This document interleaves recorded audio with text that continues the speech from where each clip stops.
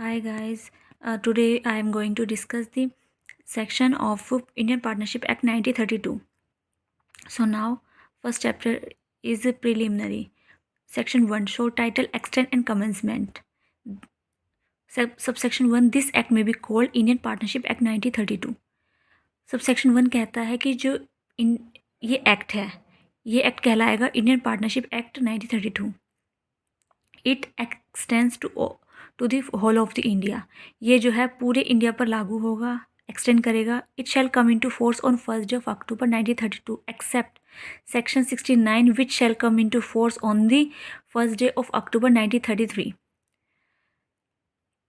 ये जो है फोर्स में आएगा 1 अक्टूबर 1932 को, लेकिन जो अकेला सेक्शन है 69, अकेला 69 सेक्शन जो है फोर्स में आएगा 1 अक्टूबर 1933, पूरे एक साल बाद आएगा. Section second is definition. तो डेफिनेशन ए है, act of firm means any act or omission by all the partners, by any partner or agent of the firm which give rise to a right enforceable by or against the firm.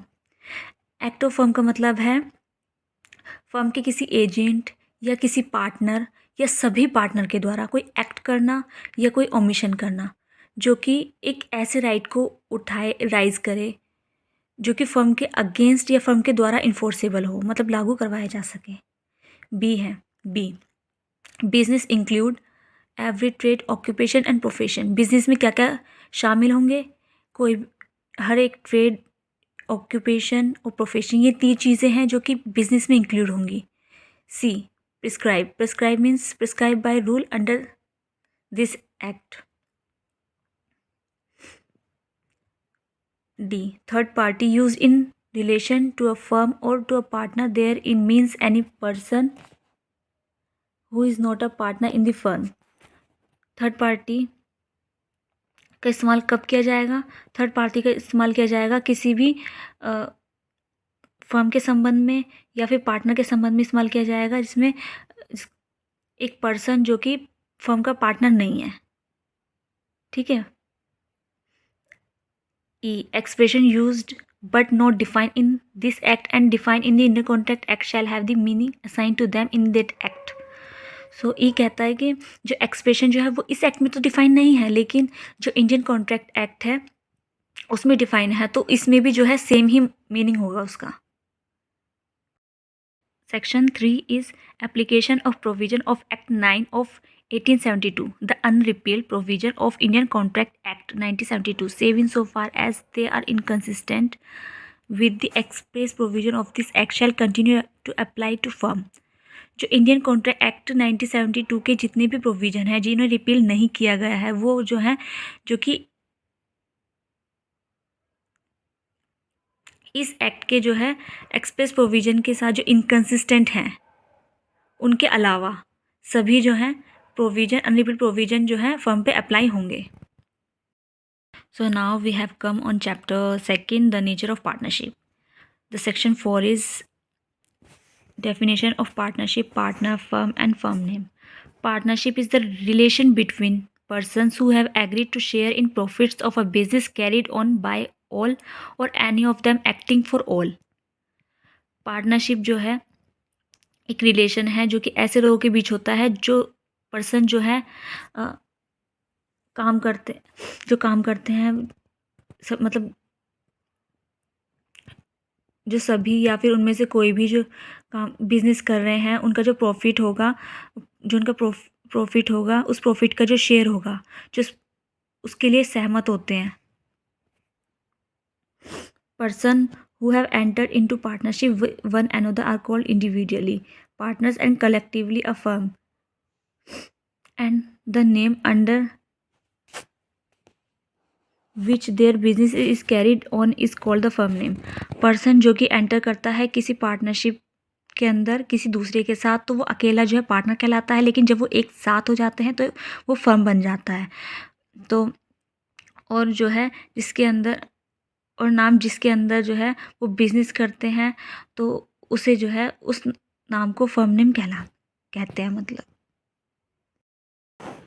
Section 5 is partnership not created by status. The relationship of partnership arises from contract and not from status. ये कह रहा है कि जो partnership का जो relation होता है, जो संबंध होता है, वो किसी कॉन्ट्रैक्ट से निकलता है, कॉन्ट्रैक्ट से बनता है, ना कि किसी के रुतबे से, किसी के स्टेटस से नहीं बनता. And in particular, member of Hindu undivided family carrying on a family business as such, or a Burmese Buddhist husband and wife carrying business as such are not partner in such business.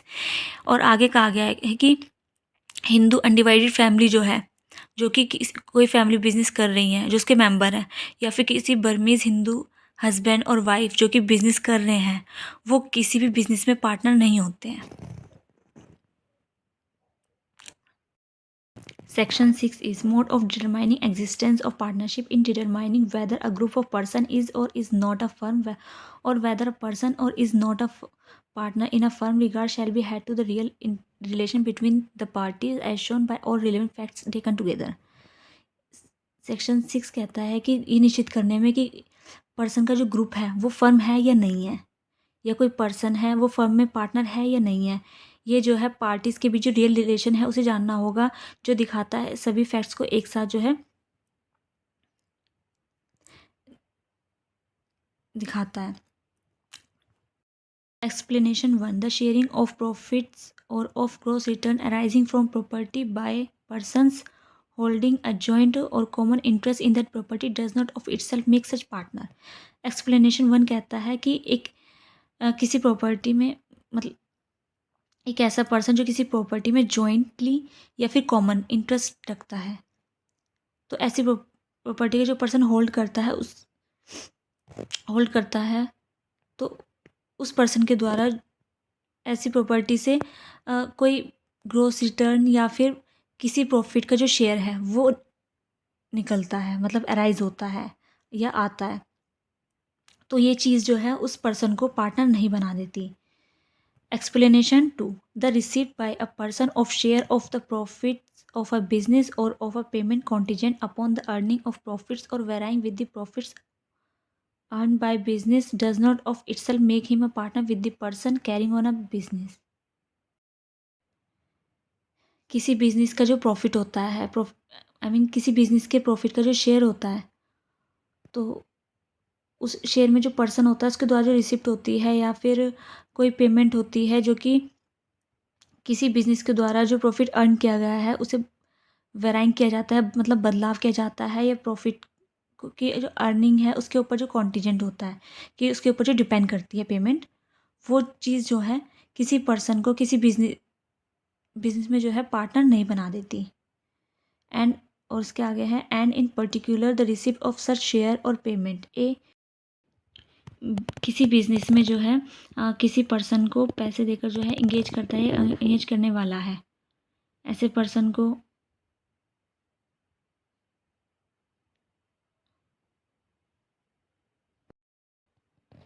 ऐसे share और payment की receipt जो कि lander के द्वारा जो है money के जो लैंडर के द्वारा जो है किसी पर्सन को बिजनेस में इंगेज करता है, इंगेज करने वाला है. बी कहता है बाय सर्वेंट और एजेंट एज रिम्यूनरेशन, मतलब किसी सर्वेंट को या फिर जो एजेंट है उसे कोई जो रिम्यूनरेशन है, मतलब जो उसकी मेहनत है, जो उसकी कमाई है उसे देकर. C by the widow or child of deceased partner as annuity, मतलब जैसे किसी जो मृतक पार्टनर है उसका बच्चा होगा या उसकी विडो होगी, उसके द्वारा वार्षिकी पे, मतलब साल में. डी कहता है बाय प्रीवियस ओनर और part owner of business as consideration for the sale of goodwill और शेयर देयर ऑफ, किसी कोई पहला ओनर हो उसके द्वारा, या कोई किसी बिजनेस का पार्ट ओनर है, मतलब किसी एक भाग पे, एक पार्ट पे जो है ओनर है, मतलब आधा उसका किसी कोई हिस्सा है, ऐसा ओनर. और या फिर as consider for sale goodwill, मतलब कोई गुडविल या फिर कोई शेयर है उसकी सेल के लिए जो कंसिडरेशन है उसकी तरह. Does not of it self make the receiver of a partner with the person carrying on business, मतलब पर्सन जो बिजनेस कर रहे हैं उनके साथ जो है एक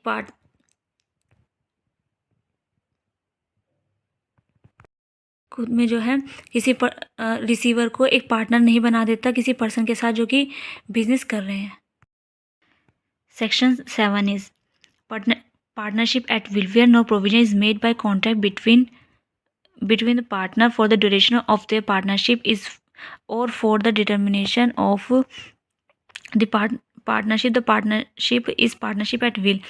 जहाँ पे कोई प्रोविज़न किसी कॉन्ट्रैक्ट के द्वारा कोई प्रोविज़न ना बनाया गया हो पार्टनरशिप के बीच किसी ड्यूरेशन को लेकर कि कितने टाइम तक रहेगा या कोई चीज़ निश्चित ना की गई हो कि क्या होगा कैसे होगा किसी कोई डिटरमाइन ना हो स्टिपुलेट ना हो।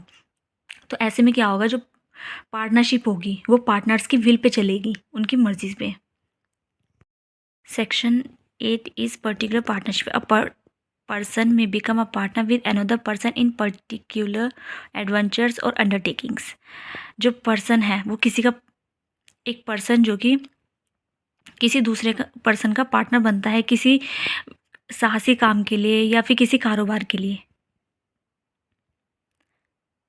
तो उसे पर्टिकुलर पार्टनरशिप कहते हैं। Now we have come on chapter 3 relations of partners to one another। Section 9 is general duties of partners। Partners are bound to carry on business the firm to the greatest common advantage, to be just and faithful to each other, and to render true accounts and full information of all things affecting the firm to any partner or his legal representative। Section 9 कहता है जो partners हैं वो जो है बाध्य हैं मतलब बाउंड है किसी बिजनेस में जो है उसको लाभ पहुंचाने के लिए उसे जो है फेयरली उसे करने के लिए एक दूसरे के साथ विश्वास रखने के लिए और जो उसका ट्रू अकाउंट है जो सही अकाउंट है उसे मैनेज करने के लिए और जो है जितनी भी इंफॉर्मेशन है सारी इंफॉर्मेशन जो कि फर्म से रिलेटेड है उन सब इंफॉर्मेशन को जो है रखने के लिए जो है बाउंड है।